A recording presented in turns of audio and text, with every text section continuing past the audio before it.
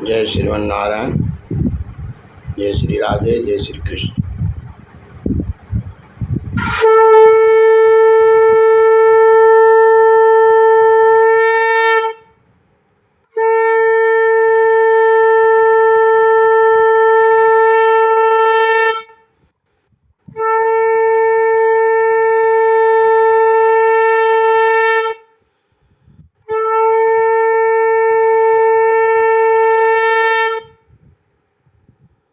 कृष्ण गोविंद रे मुरारे, हे नाथ नारायण वासुदेव।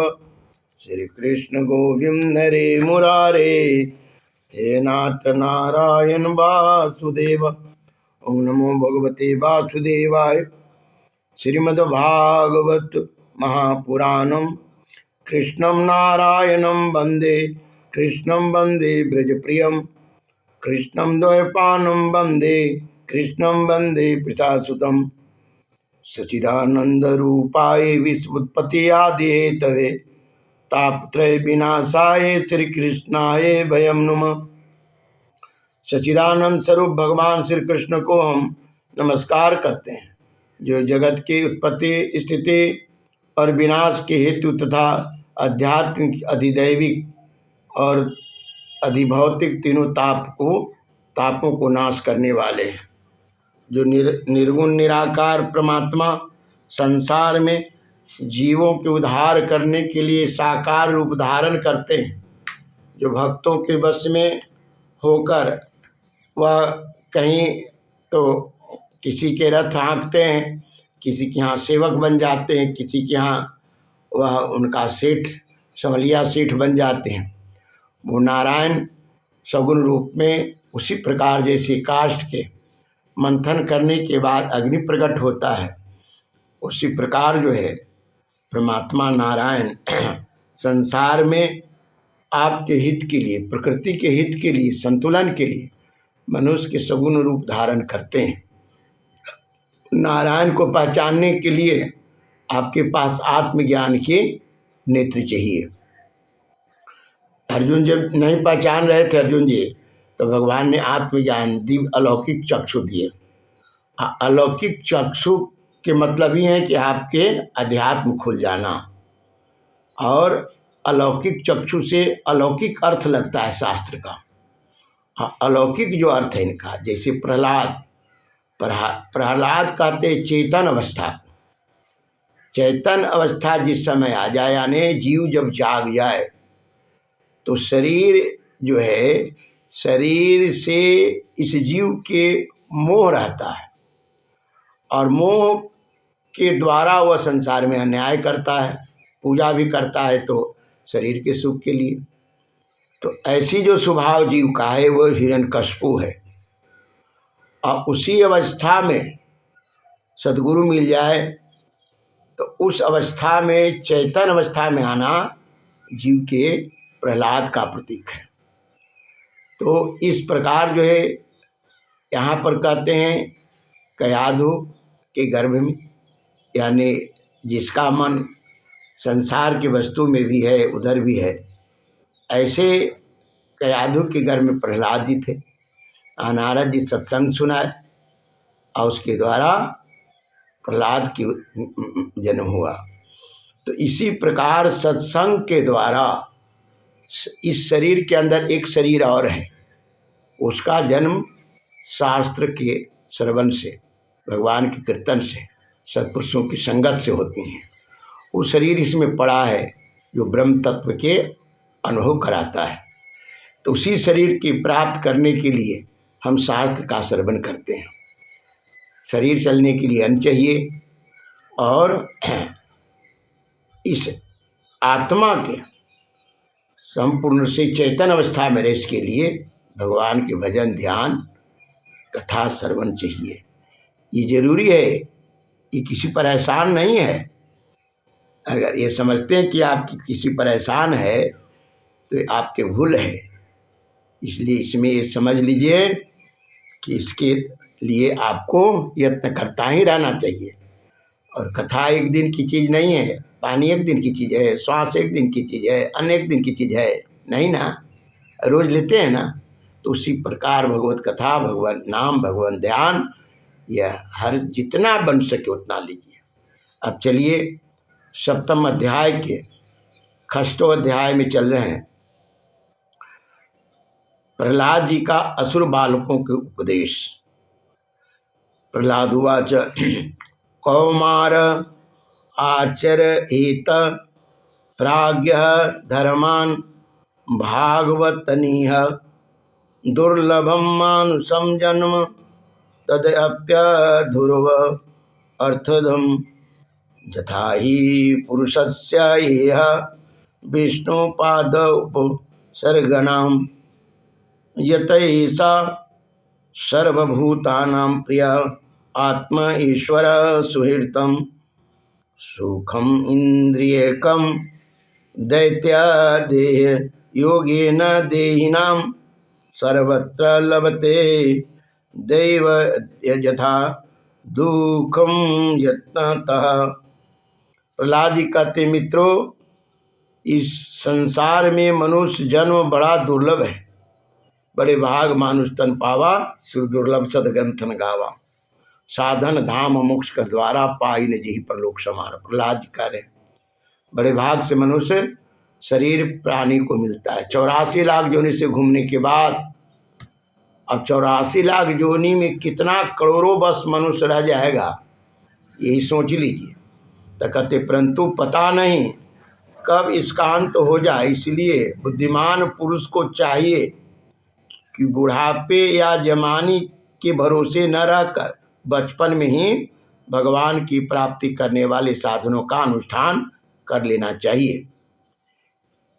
इस मनुष्य जन्म में श्री भगवान के चरणों की शरण लेना ही जीवन की एकमात्र सफलता है, क्योंकि धन गड़ी पावई सत्संगा, जिस समय सत्संग मिल जाए और जिस शरीर से भगवान की प्राप्ति हो जाए, यही सर आवत अति कठिन आई, राम कृपा बिनु आई न जाई।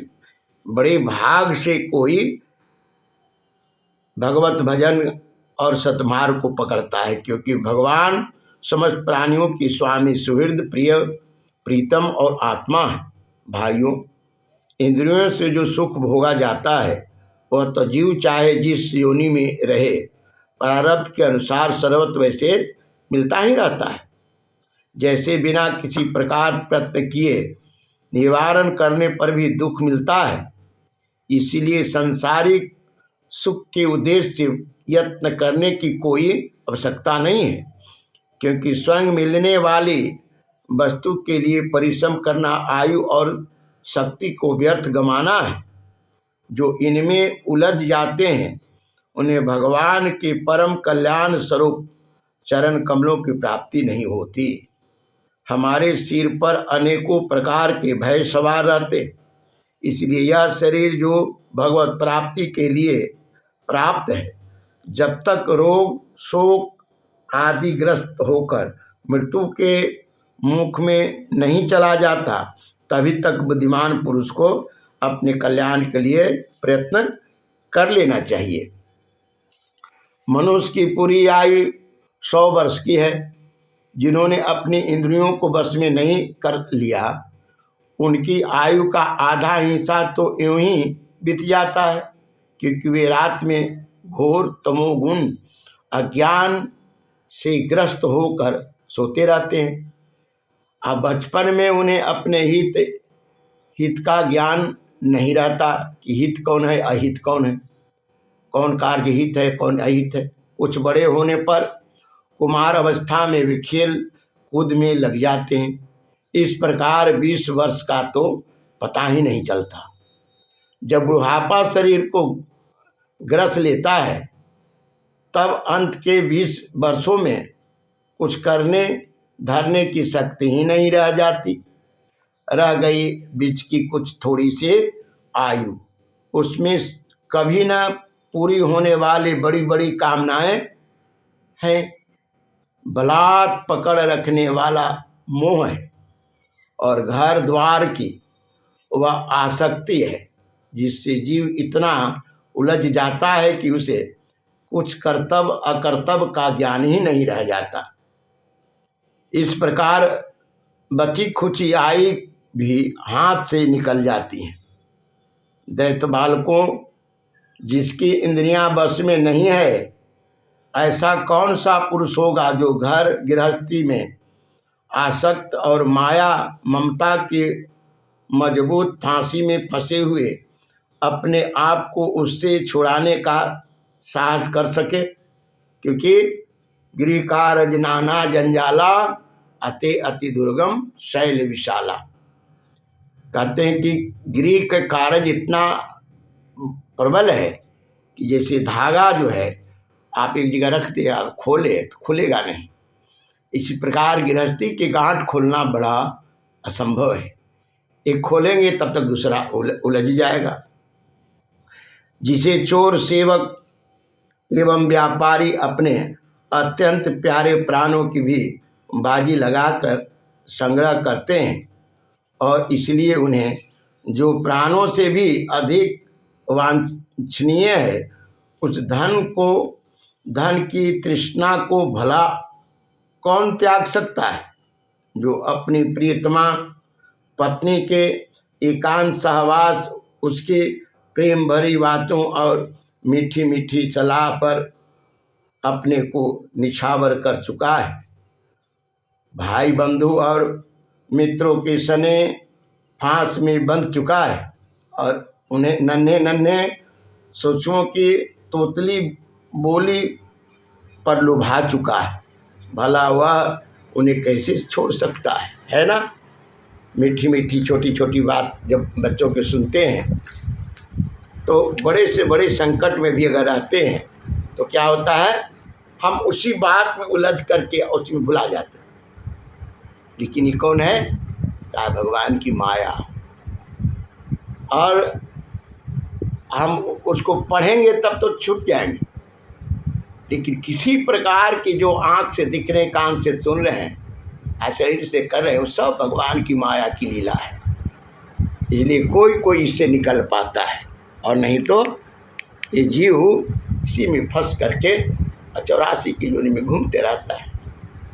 कहते हैं कि जो अपनी ससुराल गई हुई प्रिय पुत्रियों पुत्रों भाई बहन और 3 दीन अवस्था को प्राप्त पिता माता बहुत सी सुंदर सुंदर बहुमूल्य सामग्रियों से सजे हुए घरों, कुल परंपरागत जीविका के साधनों तथा पशुओं एवं सेवकों के निरंतर स्मरण में रम गया है, वह भला कैसे छोड़ सकता है।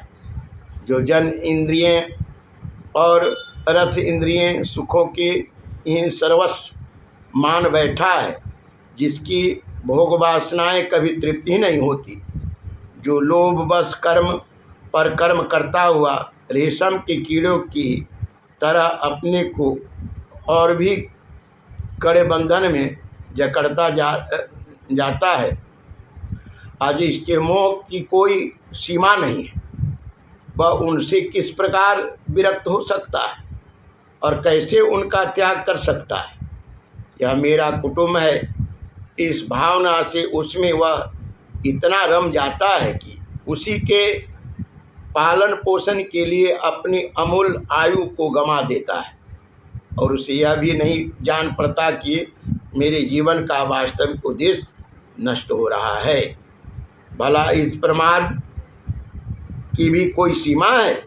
यदि इन कर्मों में कोई सुख मिले तो भी एक बात है, परंतु यहाँ तो जहाँ वह जाता है वहीं वहीं दैविक और भौतिक ताप उसके हृदय को जलाते रहते हैं, फिर भी वैराग का उदय नहीं होता।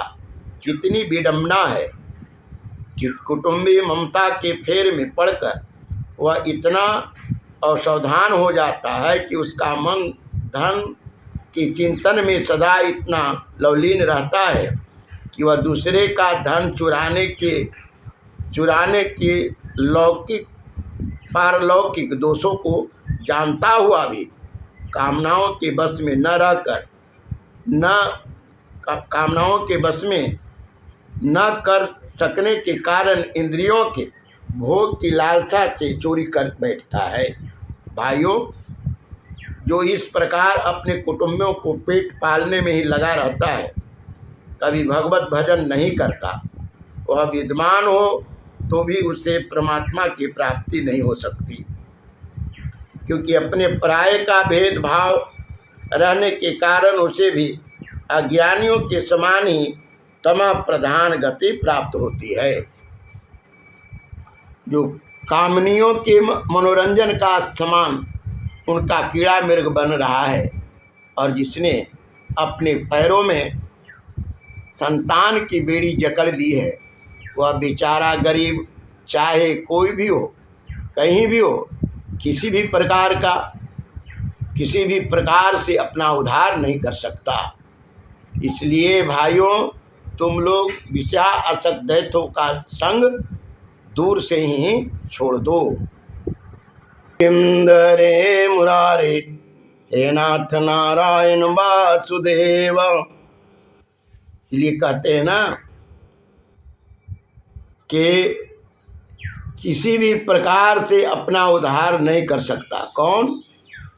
बेचारा गरीब, चाहे वह कोई भी हो, कहीं भी हो, किसी भी प्रकार अपना उद्धार नहीं कर सकता। क्यों नहीं उद्धार कर सकता? का जिंदगनिया बिता दिल, सोई सोई के जिंदगनिया बिताए दिल। मात पिता गुरु सेवान कैलो, सत्संगत में मन न देलू।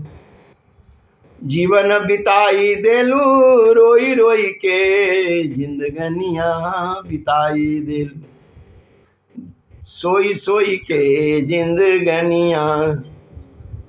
बाबा कहते हैं किसी भी प्रकार अपना उद्धार नहीं कर सकता। इसलिए भाइयों, तुम लोग विषय आसक्त दैत्यों का संग दूर से ही छोड़ दो, और आदिदेव भगवान नारायण की शरण ग्रहण करो, क्योंकि जिन्होंने संसार को आसक्ति छोड़ दी है, उस महात्माओं के वे ही परम प्रियतम और परम गति है। मित्रों, भगवान को प्रसन्न करने के लिए कोई बहुत परिश्रम या प्रयत्न नहीं करना पड़ता, क्योंकि यह समझ प्राणियों के आत्मा है और सर्वत्र सबकी सत्ता के रूप में स्वयं सिद्ध वस्तु हैं।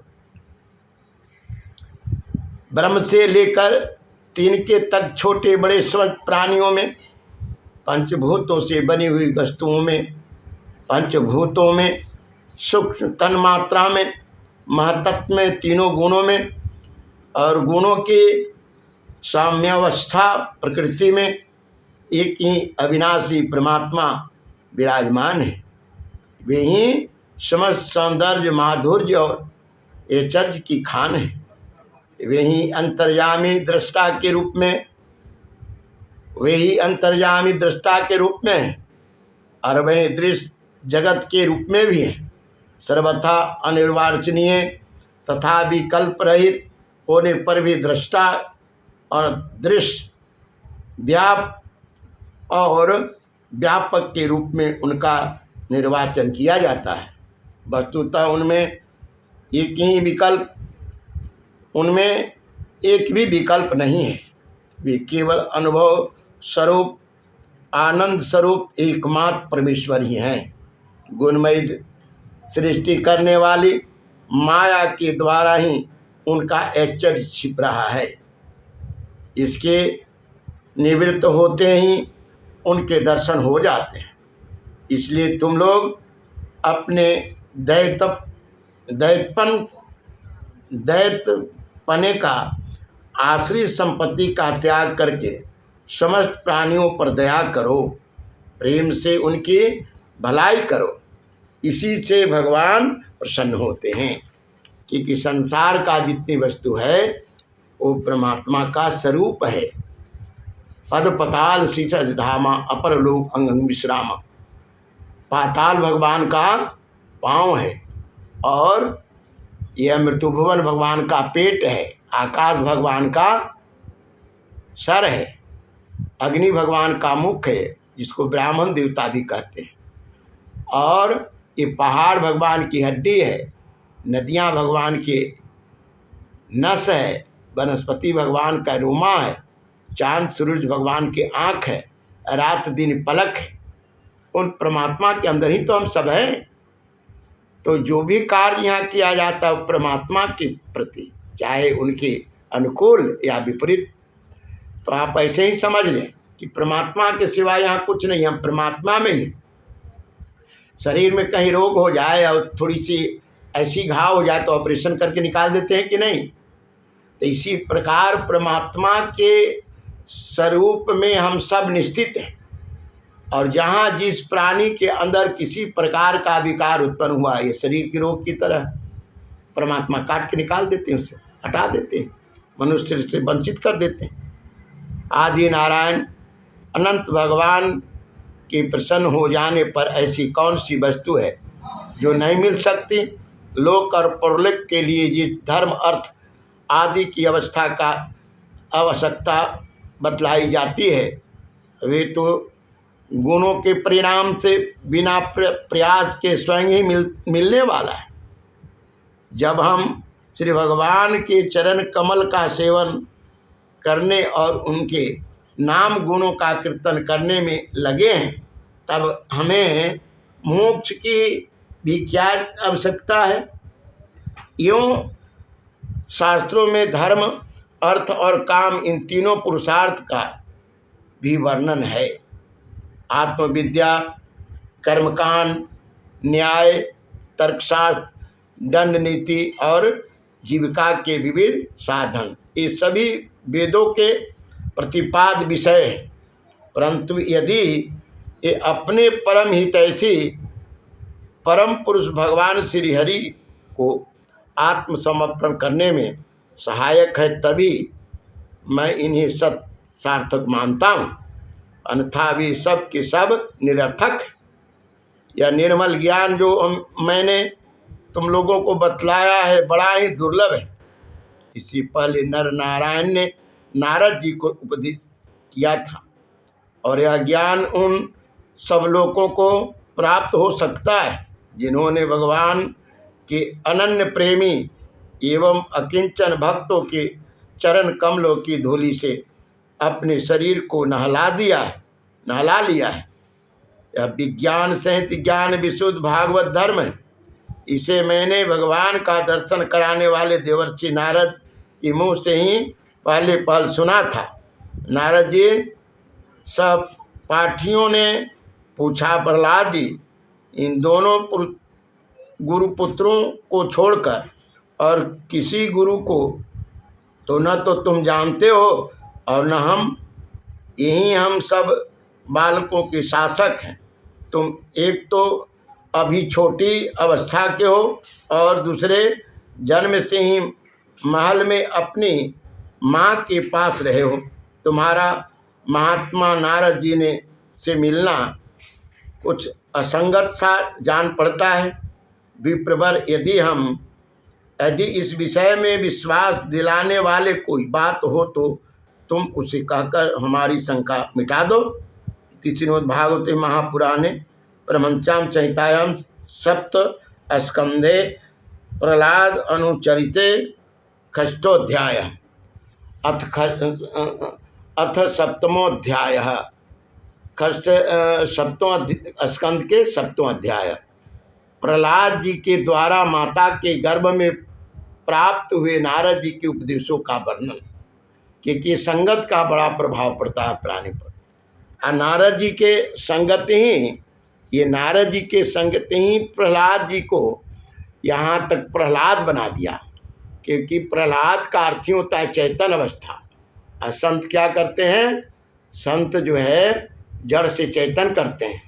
जड़ चेतन गुण दोष में विश्व कीन करतार, असंत हंस गुण गहि पय परिहरिवारी विकार। बिनु सत्संग विवेक न हो, आराम कृपा बिनु सुलभ न सोई। तो सत्संग के बिना ज्ञान तो होगा नहीं, और सत्संग के द्वारा ही कृष्ण गोविंद हरे मुरारे नाथ नारायण वासुदेव। नारद उवाच एवं दैत्य सुत पृष्ठो महाभागवत यसुरः उवाच समयमान तन्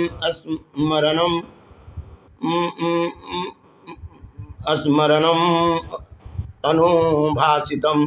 प्रह्लादोवाच पीतरे परसीते अस्माकं तपसे मंद्राचलम् युद्ध उद्दम्नं परम चक्रुर्विबुध दानव आन प्रति पिपलीके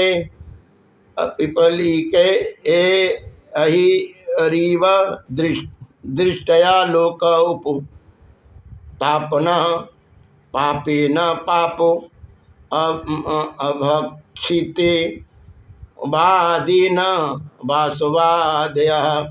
श्री कृष्ण गोविंद रे मुरारे हे नाथ नारायण वासुदेव।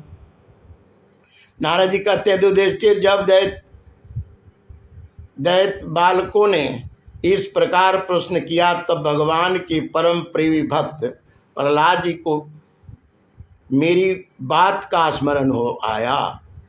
कुछ मुस्कुराते हुए उन्होंने उनसे कहा, प्रहलाद जी ने कहा, जब हमारे पिताजी तपस्या करने के लिए मंदराचल चले गए, क्योंकि जब इंद्र से हार गए थे तब इंद्र आदि देवताओं ने दानवों से युद्ध करने का बहुत बड़ा उद्योग किया। वे इस प्रकार कहने लगे कि जैसे चींटियां सांप को चाट जाती है वैसे ही लोगों को सताने वाले पापी हिरण्यकश्यप को उसका पाप ही खा जाएगा। पाप प्राणी को क्या करता है? नाश कर देता है। जब दैत्य सेनापतियों को देवताओं की भारी तैयारी का पता चला तब उनका साहस जाता रहा। वे उनका सामना नहीं कर सके। मार खाकर स्त्री पुत्र मित्र गुरुजन महल पशु और साज समाज समान की कुछ भी चिंता न करके वे अपने प्राण बचाने के लिए बड़ी जल्दी से सब के सब इधर उधर भाग गए। कैसे? अगर आज वर्तमान में इसको घटित देखें तो जैसे नेता लोग हैं, तपस्या के कारण तो नेता बन गए, राजा भी बन गए, लेकिन जब प्रजा के साधन को लूटना शुरू कर दिए, दुख देना शुरू कर दिए, तब इनका पाप तो छीन हो गया, तो इनके कान पकड़ के उतार दिया जाता है, ये अपमानित हो जाते हैं। क्योंकि पुण्य है तभी आप राजा हैं। पुण्य छीन हुआ, जैसे ही जिसको प्रजा कहते हैं तो सब आत्मा है ना, और सब आत्मा के अंदर आह पड़ा है, और आह का प्रभाव तो पड़ेगा ही। जैसे आज देखिए इतनी मार काट झगड़ा, उसको हटा उसको, क्योंकि सब के सब रावण ही है। कल का रावण ही ये आज है, कल की कंस ही है, जिनको प्रजा से कोई मोह नहीं। इनकी अपने गति बना रहे और इनकी वेतन बना रहे, संसार समाज भाड़ में चला जाए। यही राक्षस करता है जो आज भी कर रहा है। शास्त्र को अगर वर्तमान घटाएं तो इसी प्रकार है, और शास्त्र को शरीर में घटाएं तो भी वही है कि मनुष्य जब उस प्रकार के मदान्ध हो जाता है और उसके बाद इसका पाप जब नाश हो पाप के कारण इसका पुण्य नाश हो जाता है तो घर से, परिवार से, समाज से, सब जगह से यह दुख पाता है। पापी हिरण्यकश्यप को उसका पाप ही खा गया। जब दैत्य सेनापतियों को देवताओं की भारी तैयारी का पता चला तब उनका साहस जाता रहा। वे उनका सामना नहीं कर सके। मार खाकर स्त्री पुत्र मित्र गुरुजन महल पशु एवं साज समान की कुछ भी चिंता न करके वे अपने प्राण बचाने के लिए बड़ी जल्दी से सब के सब इधर उधर भाग गए। अपने जीत चाहने वाले देवताओं ने राजमहल में लूट खसोट मचा दी। यहाँ तक कि इंद्र ने राजरानी मेरी माता कयाधु को भी बंदी बना लिया। मेरी माँ भय से घबरा कर कुररी पक्षी की भांति रो रही थी और इंद्र उसे बलात् लिए जा रहे थे। देवर्षि नारद उधर आ निकले और उन्होंने मार्ग में मेरी माँ को देख लिया। उन्होंने कहा, देवराज, यह निरपराध है, इसे ले जाना उचित नहीं है। महाभाग सते साध्वी पर नारी का तिरस्कार मत करो, इसे छोड़ दो, तुरंत छोड़ दो। इंद्र ने कहा, इसके पेट में देवद्रोही हिरण्यकश्यपु का अत्यंत प्रभावशाली ब्रिज है। प्रसव पर्यंत यह मेरे पास रहे, बालक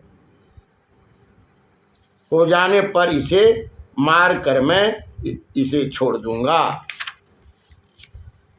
नारद जी ने कहा, इसके गर्भ में भगवान का साक्षात परम प्रेमी भक्त एवं सेवक अत्यंत बली और निष्पाप महात्मा, क्योंकि संत जो है ना, संत दयामान होते हैं।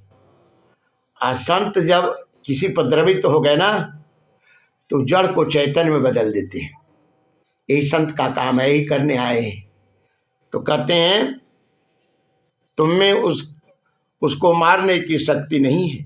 देवर्षि नारद की यह बात सुनकर उसका सम्मान करते हुए इंद्र ने मेरी माता को छोड़ दिया और फिर इसके गर्भ में भगवत भक्त है, इस भाव से उन्होंने मेरी माता की प्रदक्षिणा की तथा अपने लोक में चले गए। इसके बाद देवर्षि नारद जी मेरी माता को अपने आश्रम पर लिवा लाए और उसे समझा बुझाकर कहा कि बेटी, जब तक तुम्हारा पति तपस्या करके लौटे तब तक तुम यहीं रहो। जो आज्ञा कहकर वह निर्भयता से देवर्षि नारद के आश्रम में ही रहने लगी और तब तक रही जब तक मेरे पिता घोर तपस्या करके लौटकर नहीं आए। अब मेरी गर्भवती माता मुझ गर्भस्थ शिशु की मंगल कामना से और इच्छित समय पर अर्थात मेरे पिता के लौटने के बाद संतान उत्पन्न करने की कामना से बड़े प्रेम तथा भक्ति के साथ नारद जी की सेवा सुश्रूषा करती रही। अब नारद जी महाराज जहाँ थे वहाँ कीर्तन तो हो ही रहा होगा, सत्संग चल ही रहा होगा, क्योंकि नारद जी महाराज सत्संग के कीर्तन की मूर्ति हैं। और इसने भी एक यादू जैसे उनकी सेवा भी की, संत सेवा भी, और उनके पास रह उनकी सारी क्रियाकलाप देखी। और संत थे तो कथा सुनाई होंगे, ध्यान क्रिया करवाए होंगे। तो ये सब के कारण जो है उसके गर्भस्थ शिशु जो है परम भक्त भगवान का हो गया। ये किसी के लिए है, अगर कोई गर्भस्थ अवस्था में भगवत कथा सुने, शुद्ध पवित्रता से रहे, तो उसके यहाँ प्रहलाद जैसे पुत्र जन्म लेगा ही। देवर्षि नारद जी बड़े दयालु और सर्वसामर्थ्यवान थे। उन्होंने मेरी माँ को भगवत धर्म का रहस्य और विशुद्ध ज्ञान दोनों का उपदेश किया। उपदेश करते समय उनकी दृष्टि मुझ पर भी लगी थी। बहुत समय बीत जाने के कारण और स्त्री होने के कारण भी मेरी माता को तो वह उस ज्ञान की स्मृति नहीं रही, परंतु देवर्षि की विशेष कृपा होने के कारण मुझे उसकी विस्मृति नहीं हुई। यदि तुम लोग मेरी इस बात पर श्रद्धा करो तो तुम्हें भी वह ज्ञान हो सकता है, क्योंकि श्रद्धा से स्त्री और बालकों की बुद्धि भी मेरी ही समान शुद्ध हो सकती है। जैसे ईश्वर मूर्ति काल की प्रेरणा से वृक्षों के फल लगते ठहरते, बढ़ते पकते, क्षीण होते और नष्ट हो जाते हैं, और वैसे ही जन्म, अस्तित्व की अनुभूति, वृद्धि, परिणाम, क्षय और विनाश, इच्छा, भाव, विकार शरीर में ही देखे जाते हैं। आत्मा से इसका कोई संबंध नहीं है। आत्मनित्य, अविनाशी, शुद्ध, एक क्षेत्रज्ञ, आश्रय, निर्विकार, स्वयं प्रकाश, सबका कारण, व्यापक, असंग तथा आवरण रहित है। ये 12 आत्मा के उत्कृष्ट लक्षण हैं। उनके द्वारा आत्म तत्व को जानने वाले पुरुष को चाहिए कि शरीर आदि के अज्ञान के कारण जो मैं और मेरे का झूठा भाव हो रहा है उसे छोड़ दे।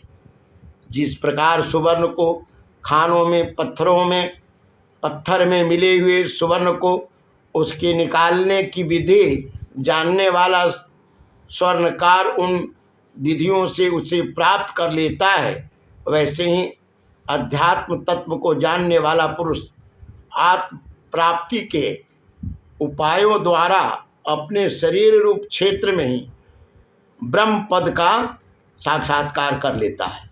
आचार्यों ने मूल प्रकृति में तत्व, अहंकार और पंच तन्मात्राएं, इन 8 तत्वों को प्रकृति बतलाया है। उनके 3 गुण हैं, सत्व, रज और तम, तथा उनके विकार हैं 16, 10 इंद्रियां, 1 मन और 5 महाभूत। इन सब में एक पुरुष तत्व अनुगत है। इस सब का समुदाय ही देह है। यह 2 प्रकार के हैं, अस्थावर और जंगम। इसी में अंतःकरण, इंद्रियां आदि अनात्मक वस्तुओं का यह आत्मा नहीं है। इस प्रकार बाध करते हुए आत्मा को ढूंढना चाहिए। आत्मा सब में अनुगत है, परंतु है वह सबसे पृथक। इस प्रकार शुद्ध बुद्धि से धीरे धीरे संसारिक उत्पत्ति, स्थिति और उसके प्रलय पर विचार करना चाहिए। उतावली नहीं होनी चाहिए। जागृत, स्वप्न और सुषुप्ति, ये तीनों बुद्धि की वृत्तियां हैं। इन वृत्तियों का जिसके द्वारा अनुभव होता है वही सबसे अतीत, सबका साक्षी परमात्मा है। जैसे गंध से उसके आश्रय वायु का ज्ञान होता है, वैसे ही बुद्धि की इन कर्मजन्य एवं बदलने वाली तीनों अवस्थाओं के द्वारा इनमें साक्षी रूप से अनुगत आत्मा को जाने। गुणों और कर्मों के कारण होने वाला जन्म मृत्यु का यह चक्र आत्मा को शरीर और प्रकृति से पृथक न करने के कारण ही यह अज्ञान मूलक एवं मिथ्या है। फिर भी स्वप्न के समान जीव को इसकी प्रतीति हो रही है। कहते हैं कि जैसे स्वप्न में जो वस्तु हम देखते हैं वो देखने वाले वस्तु की जो स्वरूप है जगने पर नहीं देखते, तो इसी प्रकार संसार भी एक स्वप्न है। कैसे स्वप्न है? जितना वस्तु देखते हैं आप, जैसे स्वप्न से जगने के बाद क्या हो जाता है, कुछ नहीं है। तो इसी प्रकार संसार के न अग्नि रहता है, न जल, न वायु, न आप, न आपके बेटा, न भाई, परिवार, कुछ नहीं। ये सब आयु के उसकी पूरा होते ही जल में, अग्नि में, वायु में, सब में मिल गए, फिर कुछ नहीं रह गए। तो कब जागता है? कहा कि जब चैतन अवस्था में है, जब सद्गुरु मिल जाए, साधना करे, तब जागता है। और ये जो बाहरी पूजा है, ये बाहरी पूजा इस प्राप्ति करने की पहला सीढ़ी है। अज्ञान बस, लोभ बस पूजा करेगा मूर्ति का, मूर्ति पर लड्डू चढ़ाएगा, पूजा करेगा, आरती करेगा, लेकिन ये पूजा नहीं है। ये पूजा की एक सीढ़ी है कि जिससे वह बढ़े। लेकिन अगर के दरवाजे पर कोई खड़ा रह जाए तो कैसे घर में जाएगा? तो इसी प्रकार जो भगवत कथा न सुने, अब भगवान की कथा न सुने, असंत की जो वह गूढ़ रहस्य जान कैसे पाएगा? क्योंकि कथा के द्वारा ही जाना जाएगा।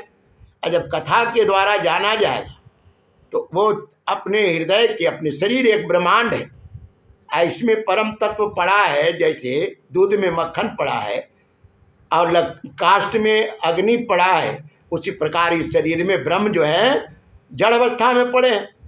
और जड़ अवस्था में पड़ने के कारण ही विषयों के साथ रमन करते हैं। अब विषयों के साथ रमन करने के कारण ही परमात्मा का आभास नहीं होता। अब सद्गुरु मिल जाए, क्रियामान कोई व्यक्ति मिल जाए, संगत मिल जाए, तब यह वो प्रकाश को साक्षात्कार करता है। इसलिए तुम लोगों को सबके पहले इन गुणों के अनुसार होने वाले कर्मों का बीज ही नष्ट कर देना चाहिए। इससे बुद्धि वृत्तियों का प्रवाह निवृत्त हो जाता है। इसी को दूसरे शब्दों में योग या परमात्मा से मिलन कहते हैं। यूँ तो इन त्रिगुणात्मक कर्मों की जड़ उखाड़ फेंकने के लिए अथवा बुद्धि प्रवृत्ति का प्रवाह बंद कर देने के लिए शस्त्रों साधन है। यानी ये क्या है? शास्त्र जो है, सत्संग है, साधन है। परंतु जिस उपाय से और जैसे सर्वशक्तिमान भगवान में स्वाभाविक निष्काम प्रेम हो जाए वही उपाय सर्वश्रेष्ठ है। यह बात स्वयं भगवान ने कही है। गुरु की प्रेम पूर्वक सेवा करने को जो कुछ मिले वह सब प्रेम से भगवान को समर्पित कर देना चाहिए। भगवत प्रेमी महात्माओं का सत्संग, भगवान की आराधना, उनकी कथा वार्ता में श्रद्धा, उनके गुण और लीलाओं का कीर्तन, उनके चरण कमलों का ध्यान और उनके मंदिर मूर्ति आदि का दर्शन पूजन आदि साधनों से भगवान में स्वाभाविक प्रेम हो जाता है। सर्वशक्तिमान भगवान श्री हरि समस्त प्राणियों में विराजमान है। ऐसी भावना से यथाशक्ति सभी प्राणियों की इच्छा पूर्ण करें और हृदय से उनका सम्मान करें। काम, क्रोध, लोभ, मोह, मद और मत्सर इन 6 शत्रुओं पर विजय प्राप्त करके जो लोग इस प्रकार भगवान की साधन भक्ति का अनुष्ठान करते हैं उन्हें उस भक्ति के द्वारा भगवान श्री कृष्ण के चरणों में अनंत प्रेम की प्राप्ति हो जाती है। जब भगवान के लीला शरीर में किए हुए अद्भुत पराक्रम, उनके अनुपम गुण और चरित्रों को श्रवण करके अत्यंत आनंद के उद्रेक से मनुष्य का रोम रोम खिल उठता है, आंसुओं के मारे कंठ गदगद हो जाता है और वह संकोच छोड़कर जोर जोर से गाने, चिल्लाने और नाचने लगता है। जिस समय वह ग्रस्त पागल की तरह कभी हंसता है, कभी करुण क्रंद करने लगता है, कभी ध्यान करता है और कभी भगवत भाव से लोगों की वंदना करने लगता है। जब वह भगवान में ही तन्मय हो जाता है, बार बार लंबी सांस खींचता और संकोच छोड़कर हरे जगतपति नारायण कहकर पुकारने लगता है, तब भक्ति योग के महान प्रभाव से उनके सारे बंधन कट जाते हैं। भगवत भाव की ही भावना करते करते उसका हृदय भी तदंतर भगवतमय हो जाता है। उस समय उनके जन्म मृत्यु के बीजों का खजाना ही जल जाता है, खजाना ही जल जाता है और वह पुरुष श्री भगवान को प्राप्त कर लेता है। इस अद्भुत संसार के दलदल में फंसकर अशुभमय हो जाने वाले जीव के लिए भगवान की यह प्राप्ति संसार के चक्कर को मिटा देने वाली है। इसी वस्तु को कोई विद्वान ब्रह्म और कोई निर्वाण सुख के रूप में पहचानते हैं। इसलिए मित्रों, तुम लोग अपने अपने हृदय में हृदयेश्वर भगवान का भजन करो। असुर कुमारों, अपने हृदय में आकाश के समान नित्य विराजमान भगवान का भजन करने में कौन सा विशेष परिश्रम है? वे समान रूप से समस्त प्राणियों के अत्यंत प्रेमी मित्र हैं और तो क्या अपने आत्मा ही हैं। उनको छोड़कर भोग सामग्री इकट्ठी करने के लिए भटकना राम राम कितनी मूर्खता है। अरे भाई, धन, स्त्री, पशु, पुत्री, महल, पृथ्वी, हाथी, खजाना और भांति भांति की विभूतियाँ और तो क्या संसार का समस्त धन तथा भोग सामग्रियाँ क्षण भंगुर मनुष्य को क्या सुख दे सकती है? वे स्वयं ही क्षण भंगुर है। जैसे इस लोक के संपत्ति प्रत्यक्ष ही नाशवान है, वैसे यज्ञों से प्राप्त होने वाले स्वर्ग आदि लोक भी नाशवान और अपेक्षित एक दूसरे से छोटे बड़े नीचे ऊंचे हैं, इसलिए वे भी निर्दोष नहीं है। निर्दोष है केवल परमात्मा। न किसी ने उनमें दोष देखा और न सुना है। अतः परमात्मा की प्राप्ति के लिए अनन्य भक्ति से उन्हीं परमेश्वर का भजन करना चाहिए। इसके सिवा अपने को बड़ा विद्वान मानने वाला पुरुष इन लोक में जिस उद्देश्य से बार बार बहुत से कर्म करता है, उस उद्देश्य की प्राप्ति तो दूर रही, उल्टा उसे उसके विपरीत ही फल मिलता है और निसंदेह मिलता है। कर्म में प्रवृत्त होने के दो ही उद्देश्य होते हैं, सुख पाना और दुख से छूटना। परंतु जो पहले कामना न होने के कारण सुख में निमग्न रहता था, उसे ही अब कामना के कारण यहाँ सदा सर्वदा दुख ही भोगना पड़ता है। मनुष्य इस लोक में सकाम कर्मों के द्वारा जिस शरीर के लिए भोग प्राप्त करना चाहता है, वह शरीर ही पराया सियार कुत्तों की भोजन और नस्वान है। कभी वह मिल जाता है तो कभी भी छूट जाता है। जब शरीर की ही यह दशा है, तब इससे अलग रहने वाले पुत्र स्त्री महल धन संपत्ति राज खजाने हाथी घोड़े मंत्री नौकर चाकर गुरुजन और दूसरे अपने कहलाने वालों की तो बात ही क्या है। ये तुच्छ विषय शरीर के साथ ही नष्ट हो जाते हैं। ये जान तो पड़ते हैं पुरुषार्थ के समान, परंतु ये जान तो पड़ते हैं पुरुषार्थ के समान, परंतु है वास्तव में अनर्थ रूपी। आत्मा स्वयं ही अनंत